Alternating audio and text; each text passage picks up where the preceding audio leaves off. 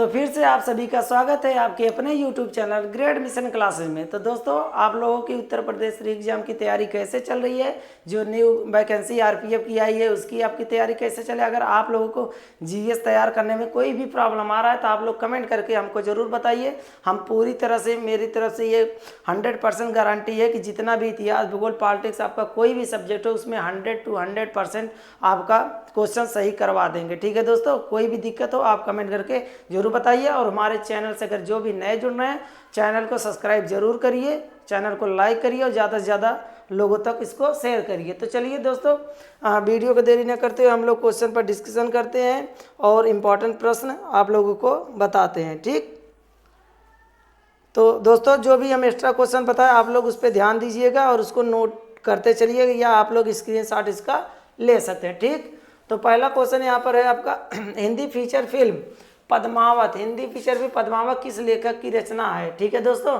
तो इसका जो करेक्ट उत्तर होगा ऑप्शन नंबर डी आपका मलिक मोहम्मद जायसी। तो मलिक मोहम्मद जायसी ने क्या किया था, पद्मावत को अवधी भाषा में इसको लिखा था। तो अवधी भाषा की ये महाकाव्य है, इसको आप लोग ध्यान रखिएगा। ठीक है दोस्तों, ये आपका जीएस में भी और हिंदी दोनों में प्रश्न पूछा जाता है कि अवधी भाषा का प्रथम महाकाव्य कौन सा है। तो पद्मावत ये किसके द्वारा लिखा गया है, तो मलिक मोहम्मद जायसी के द्वारा।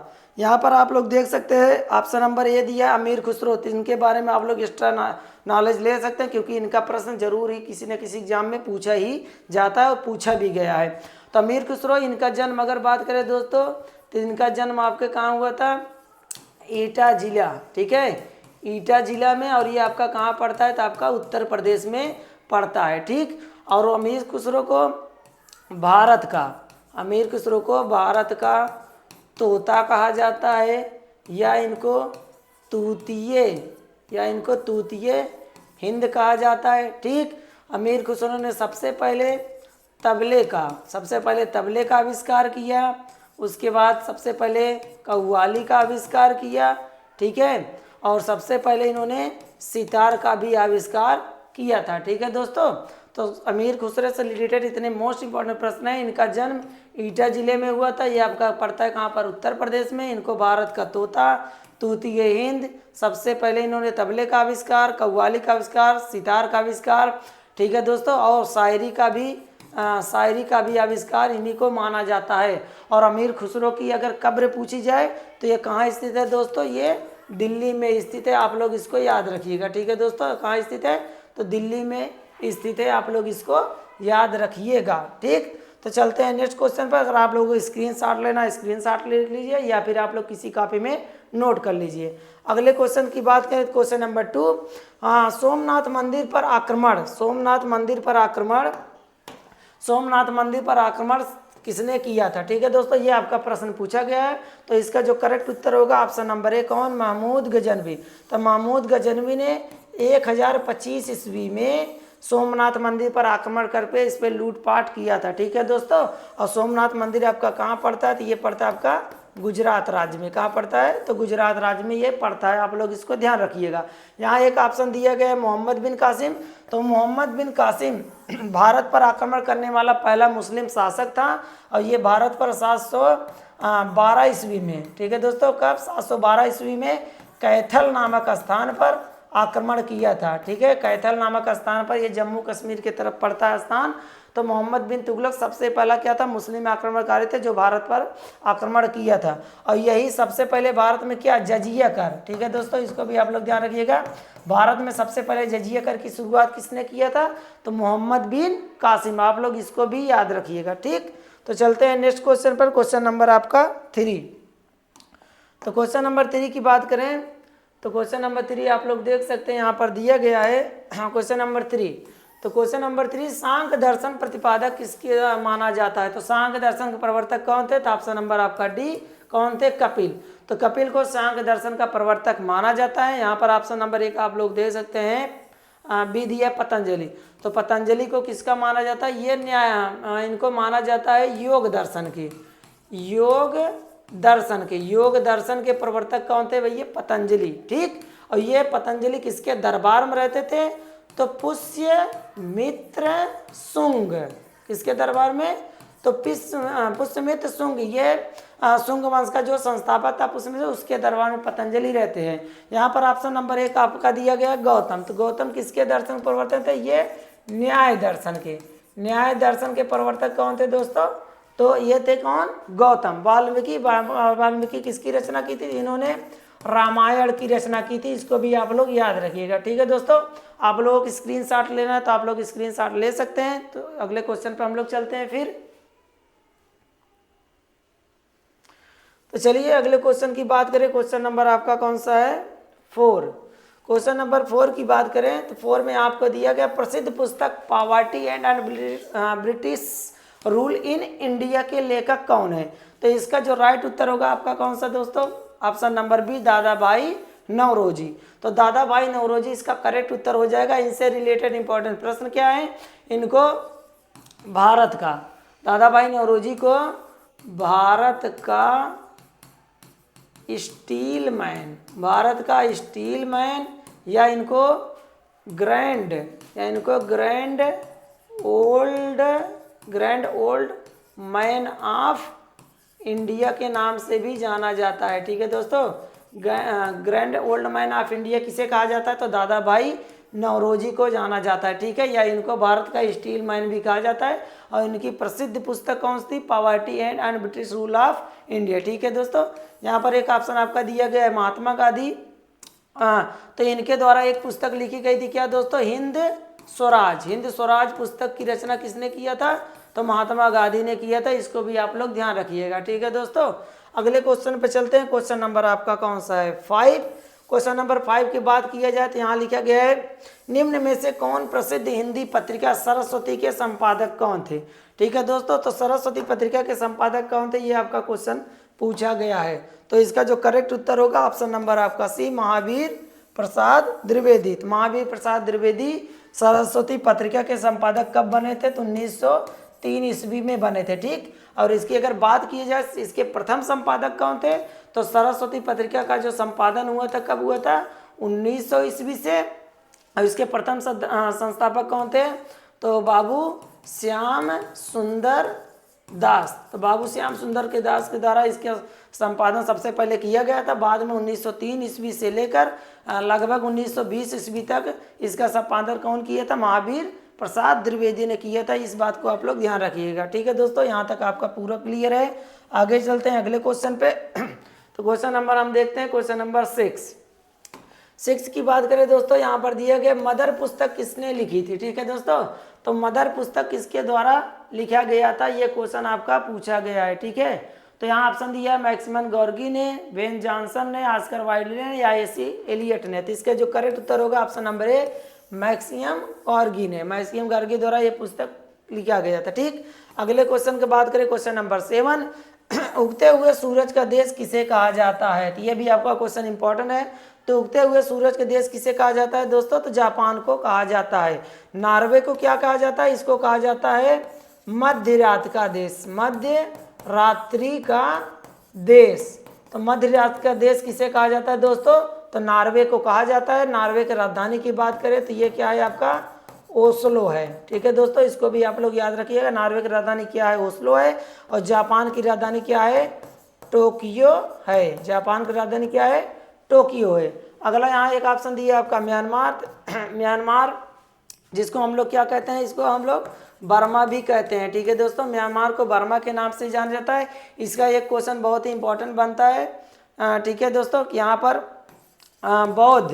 बौद्ध धर्म से रिलेटेड मंदिर बहुत ज़्यादा स्थित है, ठीक है। कहाँ पर? म्यांमार में। इसको आप लोग ध्यान रखिएगा। तो चलते हैं अगले क्वेश्चन पर। क्वेश्चन नंबर आपका कौन सा है? 8 की बात करें दोस्तों तो क्वेश्चन नंबर 8 यहाँ पर दिया गया है।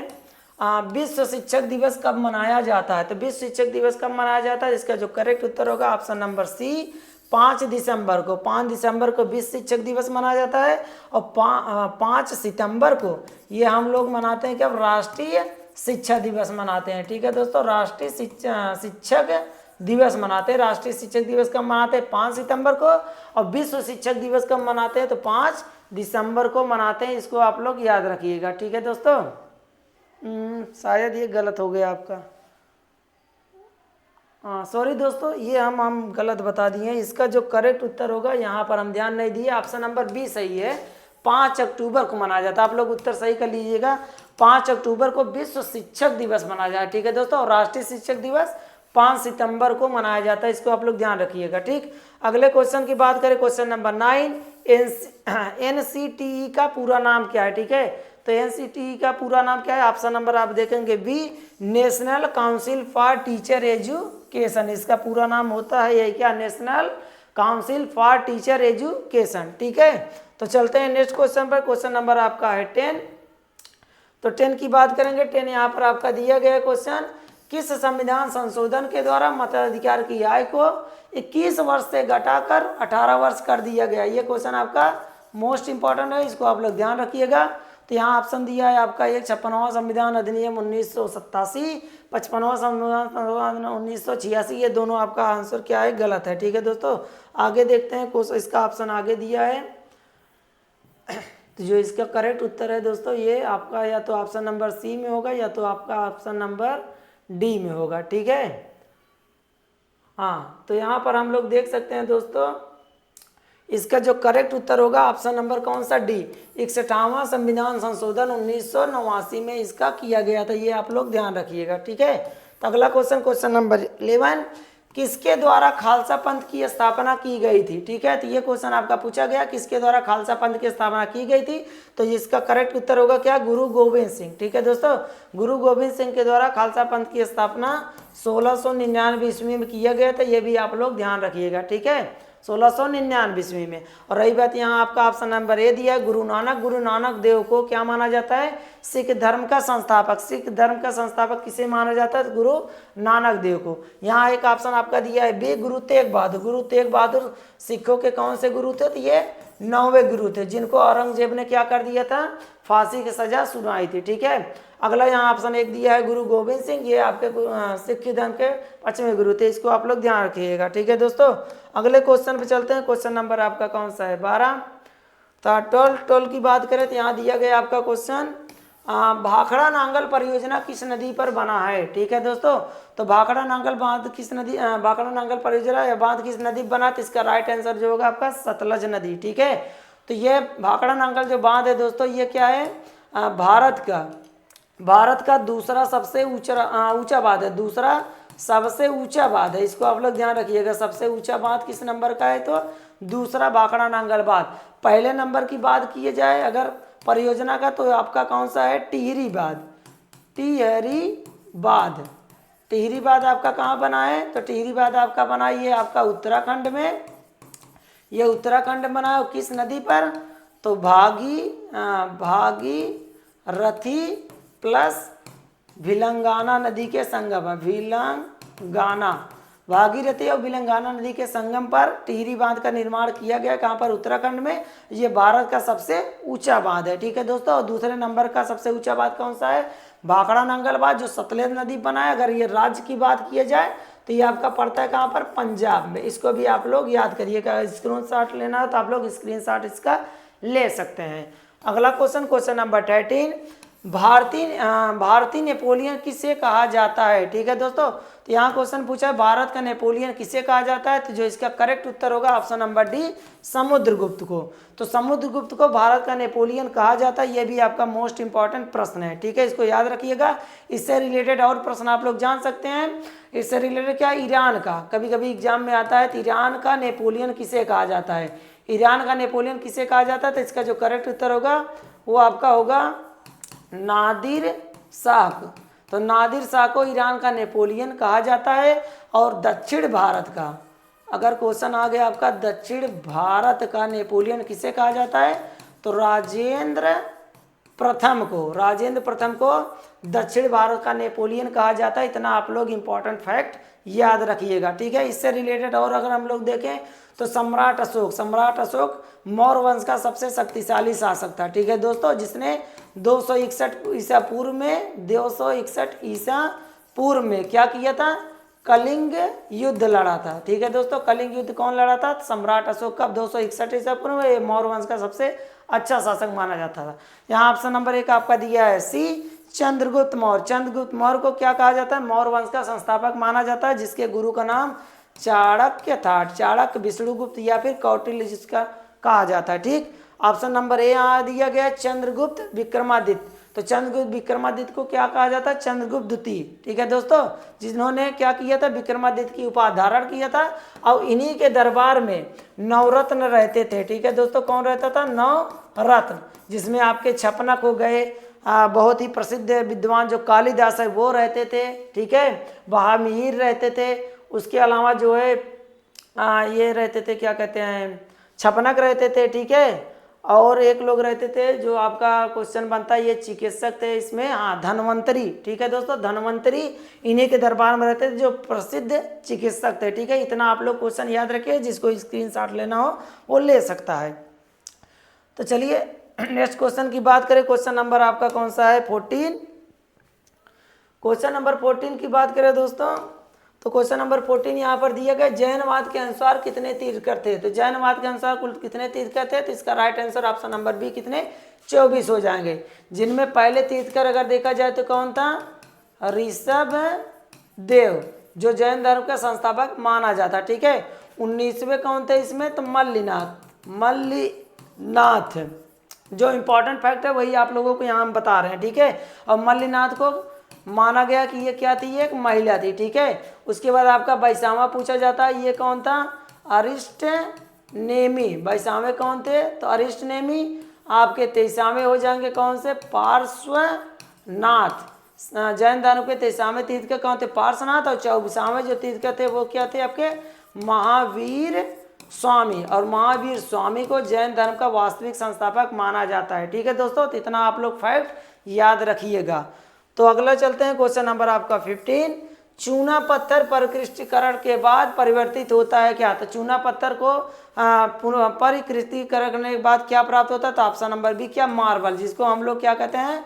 संगमरमर भी कहते हैं। ठीक है दोस्तों, ये हमको प्राप्त होता है। तो क्वेश्चन नंबर 15 का उत्तर नंबर क्या होगा? ऑप्शन नंबर बी क्या होगा? मार्बल। ठीक, तो चलते हैं अगले क्वेश्चन पे। क्वेश्चन नंबर आपका कौन सा है? 16 की बात करें दोस्तों, तो एक बैंक शेड्यूल्ड बैंक कहलाता है यदि वो क्या करता है? ठीक है, तो इसका उत्तर नंबर आपका ये हो जाएगा, यह आरबीआई एक्ट 1934 के द्वितीय अनुसूची में शामिल के अनुसार चलता है। ठीक है दोस्तों, तो 16 का उत्तर जो हो जाएगा आपका ऑप्शन नंबर ए। आप लोग इसको याद रखिएगा। अगला क्वेश्चन, क्वेश्चन नंबर 17। तो 17 की बात करें दोस्तों, क्वेश्चन नंबर यहाँ पर, जापान की संसद का नाम क्या है? तो जापान की संसद का नाम क्या है? ऑप्शन नंबर आपका डी सही है क्या? डायट। तो जापान की संसद का नाम क्या है? आपका डायट। 16 कहाँ की है? तो ये पड़ता है आपका अफगानिस्तान की। अफगानिस्तान की संसद का नाम क्या है दोस्तों? 16 है।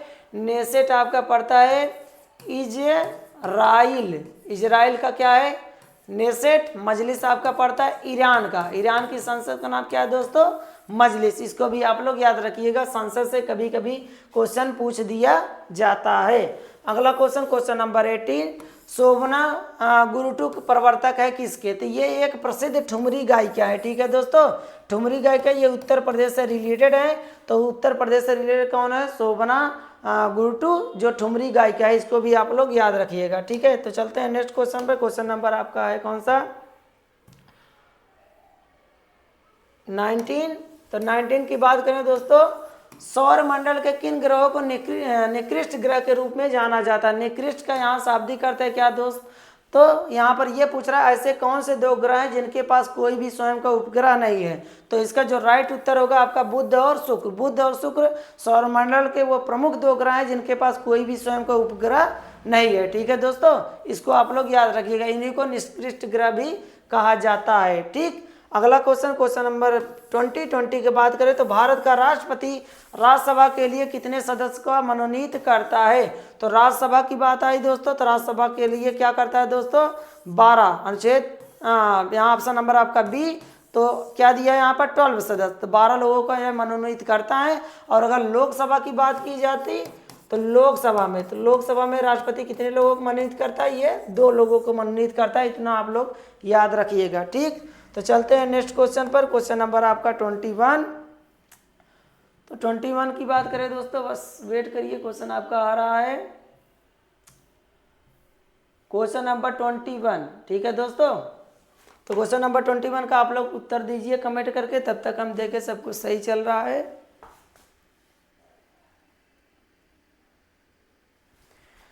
ठीक है, तो कोई दिक्कत है नहीं। तो क्वेश्चन नंबर 21 आप लोग देख सकते हैं, यहाँ आपका दिया गया किस क्षेत्र में बुकर पुरस्कार जीता जाता है। ठीक है दोस्तों, तो किस क्षेत्र में बुकर पुरस्कार जीता जाता है, ये आपका प्रश्न पूछा गया है। तो इसका जो करेक्ट उत्तर होगा आपका क्या होगा दोस्तों, ये आपका होगा साहसिक कार्य के लिए। ठीक है, ऑप्शन नंबर आपका सी, साहसिक कार्य के लिए ना, एडवेंचर के लिए ये पुरस्कार दिया जाता है। ठीक है, और ये विश्व का सबसे अच्छा पुरस्कार माना जाता है, इसको भी आप लोग याद रखिएगा। ठीक है, अगले क्वेश्चन की बात करें, क्वेश्चन नंबर आपका 22 है।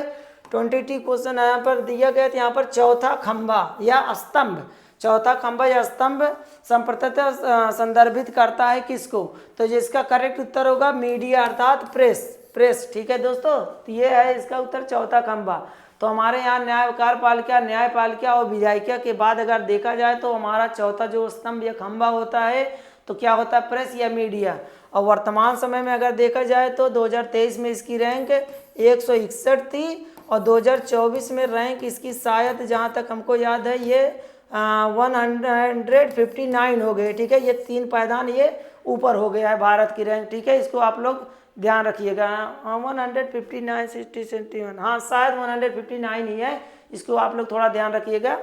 अगला क्वेश्चन नंबर 23 की बात करें तो पाक जल डमरू मध्य अलग करता है किसको। ठीक है दोस्तों, ये क्वेश्चन आपका पूछा गया है, पाक जल डमरू मध्य किसको अलग करता है, ये भी क्वेश्चन आपका इंपॉर्टेंट है। तो इसका जो करेक्ट उत्तर होगा पाक जल डमरू मध्य, इसका उत्तर नंबर आपका ए, भारत और श्रीलंका के बीच की रेखा को क्या कहते हैं, पाक जल डमरू मध्य है ना, हाँ ठीक है। तो भारत और श्रीलंका के बीच की रेखा को क्या कहते हैं, पाक जल डमरू मध्य। इसके अलावा यहाँ पर और फैक्ट आपको बताते हैं, बहुत ही इंपॉर्टेंट है आपका। यहाँ पर क्या होता है, भारत और श्रीलंका के बीच अगर देखा जाए तो आपका क्या पड़ता है, आदम का पुल पूछा ही जाता है किन दो देशों के बीच है, तो भारत और श्रीलंका के बीच है। एक और बनता है आपका क्या, मन्नार की खाड़ी किसके किन दो देशों के बीच है, तो भारत और श्रीलंका के बीच है। पाक जल डमरू मध्य किसके बीच है, तो भारत और श्रीलंका के बीच में। और रामेश्वरम किन दो देशों के बीच ये सीमा बनाता है, तो भारत और श्रीलंका के बीच में, इसको भी आप लोग याद रखिएगा। ठीक है, यहाँ पर एक ऑप्शन आपका देखिए पाकिस्तान दिया है, तो भारत और पाकिस्तान के बीच की रेखा को क्या कहते हैं, तो रेड क्लिफ रेखा कहा जाता है, इसको भी आप लोग याद रखिएगा। भारत और पाकिस्तान के बीच की रेखा को रेड क्लिफ रेखा कहते हैं, और भारत प्लस चीन की बीच की रेखा को मैक मोहन रेखा कहते हैं। क्या कहते हैं, मैक मोहन रेखा कहते हैं। इतना फैक्ट आप लोग याद रखिएगा, चाहिए तो आप लोग स्क्रीनशॉट ले सकते हैं।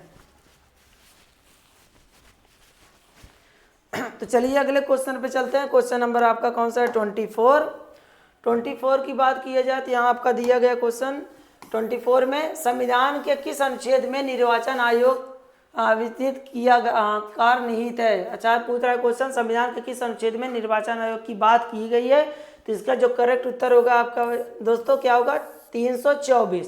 तो आप लोग याद कर सकते हैं, छ से निर्वाचन और छ से 24 ऐसे याद कर सकते हैं, 324। ठीक है दोस्तों, यहाँ पर एक ऑप्शन दिया है 356, तो ये क्या है, राज्यों में राष्ट्रपति शासन। जैसे आप लोगों को पता होगा भारत के राष्ट्रपति के पास 3 प्रमुख आपातकालीन शक्तियां हैं, जिसमें आपका 352 में वायु आक्रमण सशस्त्र विद्रोह, 356 में राज्यों में राष्ट्रपति शासन और 360 में क्या है आपका वित्तीय आपात है। ठीक है, यहाँ पर एक ऑप्शन नंबर डी दिया है 280, ये मोस्ट इंपॉर्टेंट है, इसको भी याद रखिएगा। इसमें आपका क्या संबंधित है, वित्त आयोग की संक्षेप से रिलेटेड है, तो 280 से आप लोग इसको याद रखिएगा। ठीक, अगले क्वेश्चन की बात करें, क्वेश्चन नंबर 25, पोंगल त्यौहार है, तो पोंगल त्यौहार कहाँ का मनाया जाता है, आप लोग कमेंट करके उत्तर बताइए, पोंगल त्यौहार कहाँ का मनाया जाता है। तो क्वेश्चन नंबर 25 की बात की जाए तो इसका जो करेक्ट उत्तर होगा ऑप्शन नंबर बी, कहाँ का, तमिलनाडु का त्यौहार जो है क्या है आपका पोंगल। असम से रिलेटेड बात किया जाए तो यहाँ आपका मोस्ट इंपॉर्टेंट क्वेश्चन पूछा जाता है क्या, बिहू। बिहू कहाँ का त्यौहार है, तो असम का, ये लोक नृत्य है। केरल का अगर पूछा जाए तो केरल का यहाँ पर आपका हो जाएगा, यहाँ पर केरल का हो जाएगा हाँ मोहिनी अट्टम, मोहिनी अट्टम, काली अट्टम, मोहिनी अट्टम, काली अट्टम। और केरल का आपका कथकली, कथकली भी है, नृत्य है। ठीक है दोस्तों, केरल से 3 महत्वपूर्ण त्यौहार यहाँ पर नृत्य माना जाता है, मोहिनी अट्टम, काली अट्टम और कथकली। ठीक है, पश्चिम बंगाल की बात की जाए तो यहाँ पर एक आपका फेमस ये क्या, दुर्गा पूजा। दुर्गा पूजा की शुरुआत सर्वप्रथम किस प्रदेश से हुई थी, तो पश्चिम बंगाल से। आप लोग इसको भी याद रखिएगा। अगला क्वेश्चन, क्वेश्चन नंबर 26, भारत का राष्ट्रपति बनने से पूर्व श्री रामनाथ कोविंद कहाँ के राज्यपाल थे। ये थोड़ा आपका पुराना क्वेश्चन है लेकिन तब भी इम्पोर्टेंट है। ठीक है, पुराना क्वेश्चन है लेकिन तब भी आपका इम्पोर्टेंट क्वेश्चन है। तो ये आपके उस समय का उत्तर अगर देखा जाए तो जब ये क्वेश्चन आपका था तो रामनाथ कोविंद कहाँ के थे, तो ये आपके थे आपके कहाँ के, बिहार के। ठीक है दोस्तों, बिहार के थे। ठीक, चलिए इस पर कोई ज़्यादा डिस्कशन नहीं करते हैं, अगले क्वेश्चन में चलते हैं। क्वेश्चन नंबर आपका 27 की बात की जाए, ओमान की राजधानी क्या है, तो ओमान की राजधानी ऑप्शन नंबर ए आपका सही है, क्या है, मस्कट। ओमान की राजधानी क्या है दोस्तों, मस्कट। रियाद अगर पूछा जाए रियाद किसकी राजधानी है, तो ये पड़ता है आपका सऊदी अरब की। तो सऊदी अरब की राजधानी क्या पड़ता है आपका, रियाद। अबू धाबी किसकी राजधानी है, तो यूएई की, यूएई जिसको हम लोग क्या कहते हैं, संयुक्त अरब अमीरात, ये इसकी राजधानी है कौन, अबू धाबी। अगले क्वेश्चन की बात करें, क्वेश्चन नंबर 28, बिहू डाट का मुख्य त्यौहार है। बिहू पूछ रहा है कहाँ का त्यौहार है, तो इसका करेक्ट उत्तर आपका क्या हो जाएगा, असम। बिहू कहाँ का है आपका, असम का हो जाएगा। ठीक है दोस्तों, तो चलिए अगले क्वेश्चन में बात करें। क्वेश्चन नंबर आपका 29 की बात की जाए तो 29 पूछा है, भारत के संविधान के अनुच्छेद में मौलिक कर्तव्यों का वर्णन किया गया है। तो मौलिक कर्तव्य किसमें है, तो ऑप्शन नंबर आपका सी, क्या, अनुच्छेद 51A में। ठीक है दोस्तों, मौलिक कर्तव्य किसमें है, तो 51 है। मौलिक कर्तव्य किस देश से लिया गया है, तो जो अगर पूछा जाए देश तो ये लिया गया आपका कहाँ से, रूस से। ठीक है, या आपका कभी कभी ऑप्शन USSR भी मिलता है, इसको आप लोग ध्यान रखिएगा। ठीक है, ये मौलिक कर्तव्य इसमें जोड़ा गया। तो अगर भाग की बात पूछा जाए किस भाग में है, तो भाग 4 का में आपका पड़ता है। ठीक है, कौन, मौलिक कर्तव्य। अगले क्वेश्चन की बात करें, क्वेश्चन आपका 30, क्वेश्चन नंबर आपका कौन सा है, 30।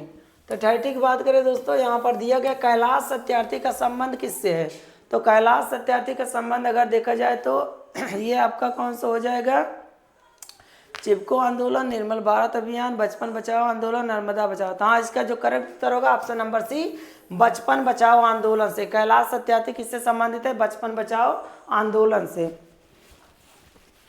ठीक है, और यहाँ पर आपका नंबर एक ऑप्शन दिया है, ऑप्शन नंबर ए, चिपको आंदोलन। चिपको आंदोलन से कौन संबंधित है, तो ये भी आपका इंपॉर्टेंट क्वेश्चन है, सुंदरलाल बहुगुणा। सुंदरलाल बहुगुणा जो है चिपको आंदोलन संबंधित है। चिपको आंदोलन कहाँ चला था, ये चला था आपका उत्तराखंड में, उत्तराखंड में चला था, इसको भी आप लोग याद रखिएगा। अगला यहाँ एक ऑप्शन आपने डी दिया, ये भी आपका इंपॉर्टेंट क्वेश्चन बनता है, नर्मदा बचाओ आंदोलन से कौन संबंधित है, तो इसका जो करेक्ट उत्तर होगा मेधा पाटेकर। मेधा पाटेकर किस आंदोलन से संबंधित है, तो नर्मदा बचाओ आंदोलन से। इसको भी आप लोग याद रखिएगा। ठीक है, स्क्रीनशॉट लेना तो ले लीजिए क्योंकि ये मोस्ट इंपॉर्टेंट फैक्ट था। ठीक, तो अगले क्वेश्चन की बात करें, क्वेश्चन नंबर आपका हो जाएगा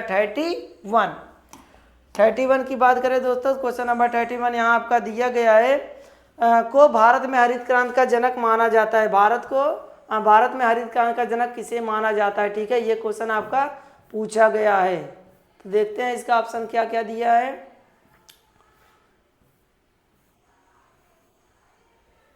भारत में हरित क्रांति का जनक किसे माना जाता है। ठीक है, ये आपका क्वेश्चन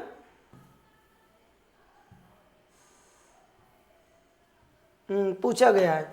तो इसका जो करेक्ट उत्तर होगा यहाँ पर ऑप्शन नंबर डी सही था। कौन, MS स्वामीनाथन को भारत में क्या माना जाता है, हरित क्रांति का जनक माना जाता है। इसको आप लोग याद रखिए। अगला क्वेश्चन, क्वेश्चन नंबर 32, फ्रांसीसी क्रांति का नारा क्या था, तो ये भी क्वेश्चन इंपॉर्टेंट है। फ्रांसीसी क्रांति का नारा क्या था, ऑप्शन नंबर आपका कौन सा हो जाएगा, डी वाला। स्वतंत्रता, समानता और भ्रातृत्व। ठीक है दोस्तों, इसको आप लोग याद रखिए, स्वतंत्रता, समानता और भ्रातृत्व, ये फ्रांसीसी क्रांति की नारा था। अगर पूछा जाए फ्रांस की क्रांति कब हुई थी तो 1789 ईस्वी में हुई थी। डेट भी आप लोग याद रखिएगा। उस समय का अगर बात की जाए राजा कौन था तो लुई 16वां था। उस समय का राजा कौन था दोस्तों तो लुई 16वां था। इसको भी आप लोग फैक्ट याद रखिएगा। ठीक है, तो चलते हैं अगले क्वेश्चन पे। क्वेश्चन नंबर आपका कौन सा हो जाएगा 33 की बात की जाए दोस्तों क्वेश्चन, तो क्वेश्चन यहाँ पर आपका पूछा गया है 33 को भारत में सर्वाधिक पुराना ग्रंथ माना जाता है। भारत में सर्वाधिक पुराना ग्रंथ कौन सा है तो ऑप्शन नंबर आपका ये सही है क्या, ऋग्वेद को सबसे पुराना ग्रंथ माना जाता है। वेदों की संख्या जैसे आपको पता होगा कितने हैं 4, जिसमें आपका ऋग्वेद, उसके बाद आपका पड़ता है क्या यजुर्वेद, उसके बाद आपका आता है क्या सामवेद, और उसके बाद आपका आता है क्या अथर्ववेद। ठीक है दोस्तों, आप लोग इसको याद रखिएगा। सॉरी दोस्तों, थोड़ा सा लग रहा है हमको सर्दी हो गई है। अगला क्वेश्चन नंबर 34 की बात की जाए तो यहाँ क्वेश्चन पूछा है निम्न में से कौन सा इनपुट डिवाइस नहीं है। तो ये पूछ रहा है कौन सा ऐसा है जो इनपुट डिवाइस नहीं है। ठीक है, तो इनपुट डिवाइस का बताना है, तो इसका जो करेक्ट उत्तर हो जाएगा वो आपका हो जाएगा ऑप्शन नंबर सी, कौन सा प्रिंटर एक आउटपुट डिवाइस है ना कि इनपुट डिवाइस है। इसको आप लोग याद रखिएगा। अगला क्वेश्चन नंबर 35, निम्न में से कौन सा नाटक विलियम शेक्सपियर द्वारा नहीं लिखा गया है। तो विलियम शेक्सपियर द्वारा कौन सा नाटक नहीं लिखा गया है तो इसको हम लोग देखेंगे। तो इसका उत्तर जो करेक्ट हो जाएगा ऑप्शन नंबर आपका ए, एज टू लाइफ इट, ये इनके द्वारा नहीं लिखा गया है। ठीक है, अगला क्वेश्चन नंबर हम लोग चलते हैं 36 पर। 36 की बात की जाए दोस्तों तो यहाँ पूछा राष्ट्रीय प्रतिरक्षा संस्थान स्थित है कहाँ पर। इसका मुख्यालय पूछा तो इसका ऑप्शन नंबर आपका डी सही हो जाएगा। कहाँ पर तो नई दिल्ली में प्रतिरक्षा संस्थान का मुख्यालय स्थित है। ये आप लोग याद रखिएगा। ठीक, अगला क्वेश्चन नंबर 37, निम्न में से कौन राज्य हड़प नीति से संबंधित है। ये भी क्वेश्चन आपका मोस्ट इंपोर्टेंट। राज्य हड़प नीति इसको कहते हैं डॉक्ट्रिन ऑफ लाइफ्स कहा जाता है, या इसको गोद निषेध सिद्धांत भी कहा जाता है। क्या कहा जाता है गोद निषेध सिद्धांत। इसका जो करेक्ट उत्तर होगा वो आपका हो जाएगा लॉर्ड डलहौजी। ठीक है, लॉर्ड डलहौजी ने सबसे पहले राज्य हड़प नीति के तहत सबसे पहले किसको मिलाया था, ये भी आप लोग याद रखिएगा सतारा को। किसको मिलाया था सतारा को। उसके बाद आपका मिला था जैतपुर को, उसके बाद संभल को, उसके बाद झांसी को। इस प्रकार से कई राज्यों को आपस में विलय कर लेता। किसके तहत राज्य हड़प नीति के तहत। राज्य हड़प नीति का जो दूसरा नाम है वो डॉक्ट्रिन ऑफ लाइफ्स है, तीसरा नाम गोद निषेध सिद्धांत भी है। इसको आप लोग याद रखिएगा। किसकी नीति थी तो लॉर्ड डलहौजी की। ठीक, तो चलते हैं अगले क्वेश्चन पर। क्वेश्चन नंबर आपका कौन सा है 38 की बात की जाए दोस्तों तो यहाँ दिया गया आपका क्वेश्चन नंबर 38, तो सूर्य ग्रहण होता है कब। ठीक है, तो सूर्य ग्रहण कब होता है ऑप्शन नंबर इसका ए सही है। चंद्रमा सूर्य और पृथ्वी के बीच आ जाता है तो उसको हम लोग क्या कहते हैं सूर्य ग्रहण। तो यहाँ पर दोस्तों आप लोगों को एक बहुत ही जबरदस्त ट्रिक बताने वाला है सूर्य ग्रहण और चंद्र ग्रहण का। आप लोग याद रखिएगा कि इस प्रकार से होता है। बस आप लोग को लिखना क्या है, यहाँ पर आप लोगों को लिखना है एक समी और दूसरा लिखना है आपका कौन सा सेब। आप लोग देख सकते हैं थोड़ा ही अंतर है। यस अपने स्थान पर है, बाकी ई और यम ही इधर उधर हो रहे हैं। ठीक, तो यस मतलब सन होगा मतलब सूर्य, यम मतलब मून मतलब चंद्रमा, ई मतलब अर्थ है पृथ्वी। तो यहाँ पर आप लोग परिभाषा देखिए निकाल सकते हैं क्या, सूर्य और पृथ्वी के बीच जब क्या आ जाए चंद्रमा तो उसको हम लोग क्या कहेंगे सूर्य ग्रहण करेंगे। यहाँ पे देखिए सूर्य और पृथ्वी के बीच क्या आ जाता है चंद्रमा, तो ये आपका क्या हो जाएगा सूर्य ग्रहण, अर्थात समी से आपका सूर्य ग्रहण होगा। और जब सूर्य और चंद्रमा के बीच क्या आ जाए पृथ्वी आ जाए तो इसको क्या कहेंगे हम लोग चंद्र ग्रहण कहेंगे। क्या कहेंगे चंद्र ग्रहण कहेंगे। इसको आप लोग याद रखिएगा। ठीक है, तो सेम से चंद्र ग्रहण, समी से सूर्य ग्रहण आपका होता है। अगला क्वेश्चन नंबर बात करें 39 को, तो 39 क्वेश्चन दिया गया है यहाँ पर रेटिनॉल का सामान्य नाम क्या है। तो यहाँ विटामिन से क्वेश्चन पूछा गया है तो किस विटामिन का नाम रेटिनॉल है। तो इसका ऑप्शन नंबर ए आपका हो जाएगा क्या विटामिन ए। ठीक है दोस्तों, विटामिन ए का रासायनिक नाम क्या है? रेटिनॉल। तो दोस्तों विटामिन से संबंधित एक ट्रिक हम आप लोगों को बता रहे हैं, आप लोग आराम से इसको याद कर सकते हैं क्या इसका है। ठीक है, तो जैसे दिया है इसका ट्रिक, रथ एक टाफी। ठीक है दोस्तों, रथ एक टाफी, ये आपका विटामिन ए है, ये आपका बी है, ये आपका सी है, ये डी है, ये ई है और ये आपका के है। तो विटामिन ए का रासायनिक नाम आपका क्या होगा? रेटिनॉल। र से आपका हो जाएगा रेटिनॉल। विटामिन बी का था से आपका होगा थाइमीन, थाइमीन। ए से आपका विटामिन सी का हो जाएगा, ए से आपका क्या? स्कारबिक, स्कारबिक एसिड। क्या होगा दोस्तों? स्कारबिक एसिड। का से होगा विटामिन डी का क्या होगा आपका?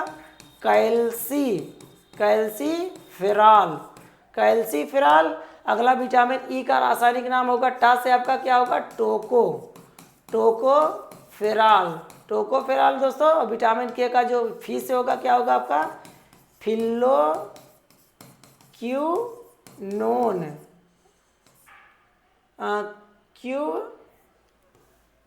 क्यूनोन। ठीक है दोस्तों, फिल्लोक्यूनोन, या कभी कभी इसका आपका नेप्थाक्यूनोन भी देता है, आप लोग इसको भी याद रखिएगा। ठीक है दोस्तों, तो रथ एक टाफी से बहुत आसानी से हम लोग याद कर सकते हैं सभी विटामिनों के रासायनिक नाम। ठीक है, तो रथ एक टाफी से विटामिन ए का रासायनिक नाम रेटिनॉल, बी का आपका थायमिन, सी का स्कारबिक एसिड, डी का आपका कैल्सीफेरॉल, ई का टोकोफेरॉल और एफ का क्या हो जाएगा? के का फिल्लोक्यूनोन। ठीक है दोस्तों, अगर आप लोग स्क्रीनशॉट लेना है तो ले सकते हैं इस ट्रिक का।